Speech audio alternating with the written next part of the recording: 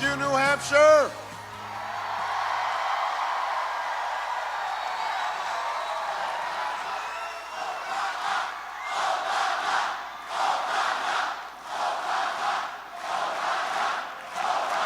Thank you.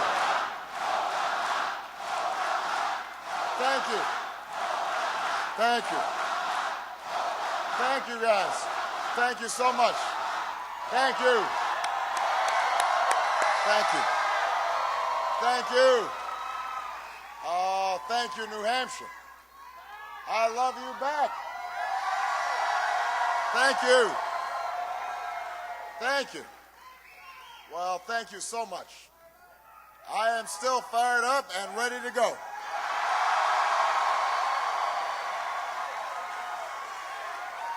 Thank you. Thank you. Well, first of all, I want to congratulate Senator Clinton on a hard-fought victory here in New Hampshire. She did an outstanding job. Give her a big round of applause.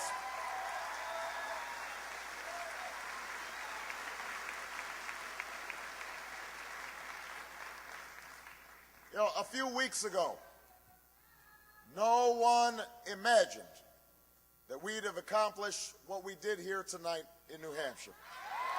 No one could have imagined it. For most of this campaign, we were far behind. We always knew our climb would be steep. But in record numbers, you came out and you spoke up for change.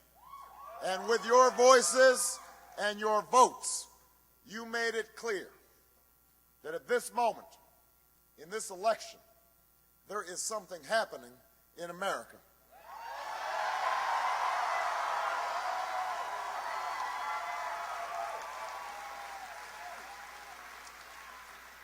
There is something happening when men and women in Des Moines and Davenport, in Lebanon and Concord, come out in the snows of January to wait in lines that stretch block after block because they believe in what this country can be. There is something happening. There's something happening when Americans who are young in age and in spirit, who've never participated in politics before, turn out in numbers we have never seen because they know in their hearts that this time must be different.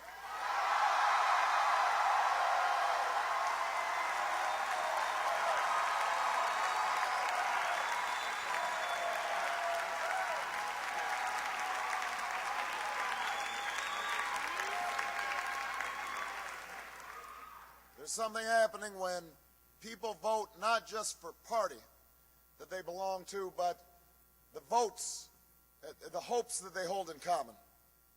That whether we are rich or poor, black or white, Latino or Asian, whether we hail from Iowa or New Hampshire, Nevada or South Carolina, we are ready to take this country in a fundamentally new direction. That's what's happening in America right now.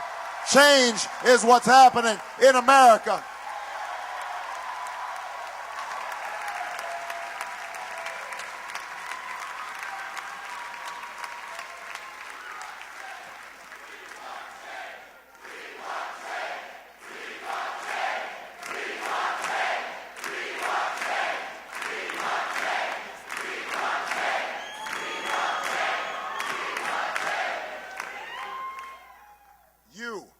All of you who are here tonight, all who put so much heart and soul and work into this campaign, you can be the new majority who can lead this nation out of a long political darkness.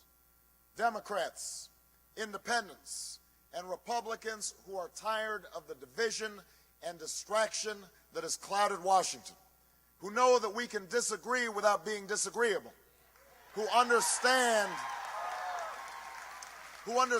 that if we mobilize our voices to challenge the money and influence that stood in our way and challenge ourselves to reach for something better, there is no problem we cannot solve.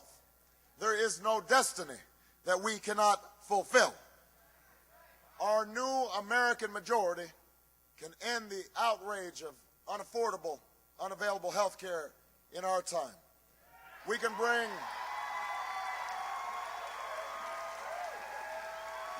bring doctors and patients, workers and businesses, Democrats and Republicans together, and we can tell the drug and insurance industry that while they get a seat at the table, they don't get to buy every chair. Not this time, not now.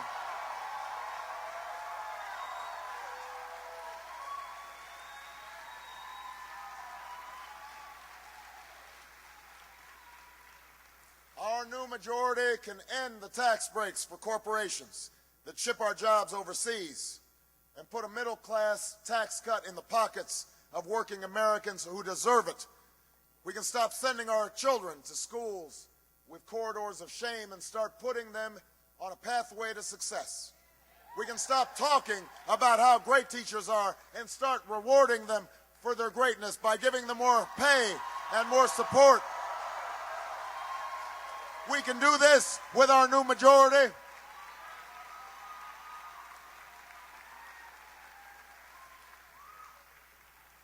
We can harness the ingenuity of farmers and scientists, citizens and entrepreneurs to free this nation from the tyranny of oil and save our planet from a point of no return.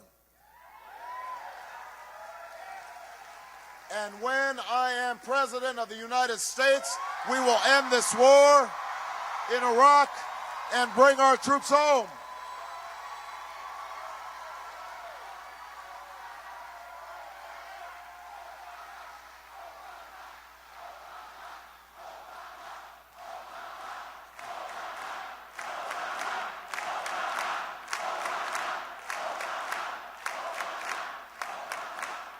We will end this war in Iraq. We will bring our troops home. We will finish the job. We will finish the job against Al-Qaeda in Afghanistan. We will care for our veterans. We will restore our moral standing in the world. And we will never use 9/11 as a way to scare up votes, because it is not a tactic to win an election. It is a challenge that should unite America and the world against the common threats of the 21st century. Terrorism and nuclear weapons, climate change and poverty, genocide and disease. All of the candidates in this race share these goals. All of the candidates in this race have good ideas. And all are patriots who serve this country honorably.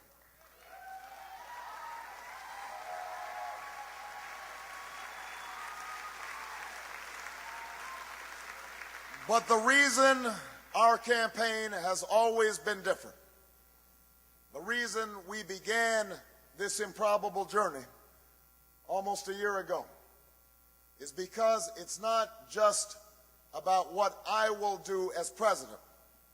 It is also about what you, the people who love this country, the citizens of the United States of America, can do to change it. That's what this election is all about.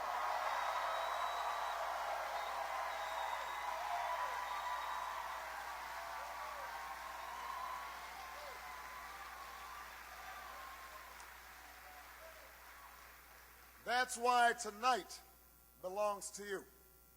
It belongs to the organizers and the volunteers and the staff who believed in this journey and rallied so many others to join the cause. We know the battle ahead will be long, but always remember that no matter what obstacles stand in our way, nothing can stand in the way of the power of millions of voices calling for change. We have been told we cannot do this by a chorus of cynics, and they will only grow louder and more dissonant in the weeks and months to come. We've been asked to pause for a reality check. We've been warned against offering the people of this nation false hope. But in the unlikely story that is America, there has never been anything false about hope.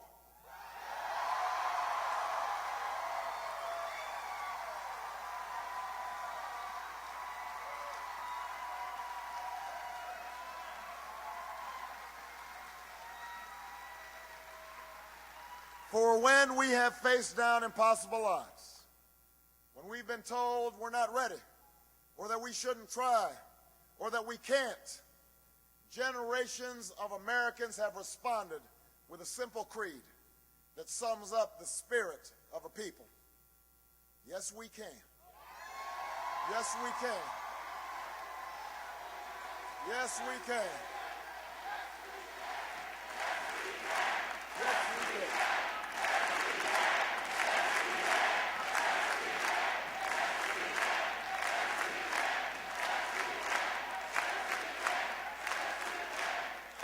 It was a creed written into the founding documents that declared the destiny of a nation. Yes, we can. It was whispered by slaves and abolitionists as they blazed a trail towards freedom through the darkest of nights. Yes, we can. It was sung by immigrants as they struck out from distant shores and pioneers who pushed westward against an unforgiving wilderness. Yes, we can. It was the call of workers who organized, women who reached for the ballot, a president who chose the moon as our new frontier, and a king who took us to the mountaintop and pointed the way to the promised land. Yes, we can to justice and equality.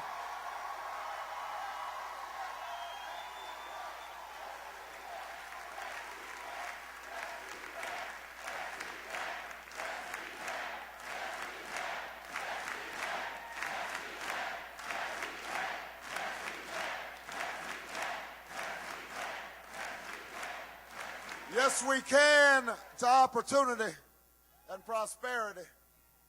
Yes, we can heal this nation. Yes, we can repair this world. Yes, we can. And so tomorrow, as we take the campaign south and west, as we learn that the struggles of the textile workers in Spartanburg are not so different than the plight of the dishwasher in Las Vegas, that the hopes of the little girl who goes to the crumbling school in Dillon are the same as the dreams of the boy who learns on the streets of L.A. We will remember that there is something happening in America, that we are not as divided as our politics suggest, that we are one people, we are one nation, and together we will begin the next great chapter in the American story with 3 words that will ring from coast to coast, from sea to shining sea. Yes, we can. Thank you, New Hampshire. Thank you.